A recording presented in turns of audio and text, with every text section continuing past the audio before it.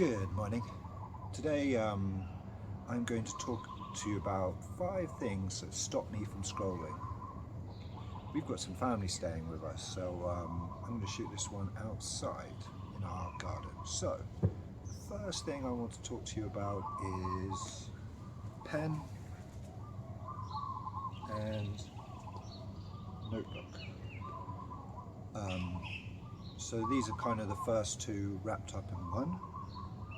So pen and notebook are super important. There's the catch-all pocket notebook, which really helps put my thoughts into place and onto paper without having to look at my phone and getting those notifications, and stops me from scrolling. So the catch-all is one part of the pen and paper, and then the journaling is the other part of pen and paper. I used to try and do like journaling on my phone, and that just doesn't really work. You get too distracted, and I actually don't enjoy the process of doing that, which means that I don't do it. Since I've moved to pen and paper, I've been pretty regular. I mean, I think I was just looking today, I've missed 4 days in the whole year so far. And if we look at the whole year, so from October to October, I missed 4 days in November and December last year. So for a whole calendar year, I've missed 8 days, which is pretty great. So that's one major thing that has really helped me from scrolling. The second thing is physical books. This is a book I'm reading at the moment, Deep Work by Carl Newport.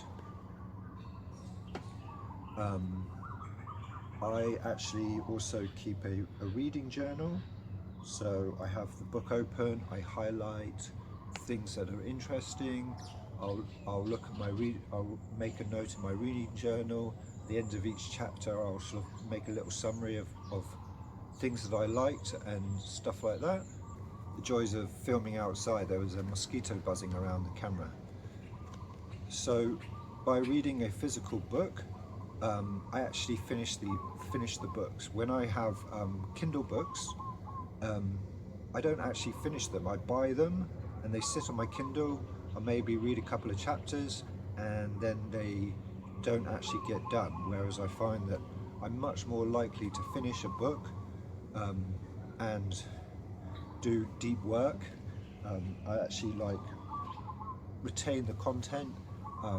It's a lot easier to sort of have your book, your reading journal, and those two things working together. So that's something that I definitely enjoy, is actually reading and going back to physical books. The fourth item is envelopes and writing paper. This Tomoe River letter writing paper is quite nice, something that I've been enjoying using. I've started writing physical letters to people as a way of communicating. I think there's something quite magical about receiving a handwritten letter. And in this fast world of quick communication, there's something to be said for the snail mail, as it's called. Especially as I live in Thailand and a lot of my friends and family live abroad, I think that sort of point of contact with the physicality of handwritten letters is something very nice. The fifth thing is finding things to do which don't involve technology. So I quite like carrying playing cards and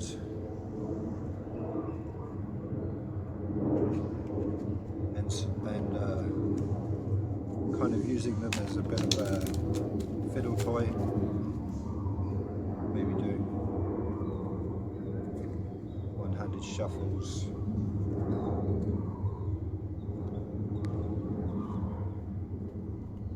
easy shuffles, that kind of thing. I also like to juggle, so that's one of my hobbies, is juggling. This is a type of juggling called contact juggling. And also just having some games. This is a family favourite. It's a game called Spot It. I think there's another one called Doppel, and it's basically a bit like Snap, but more fun.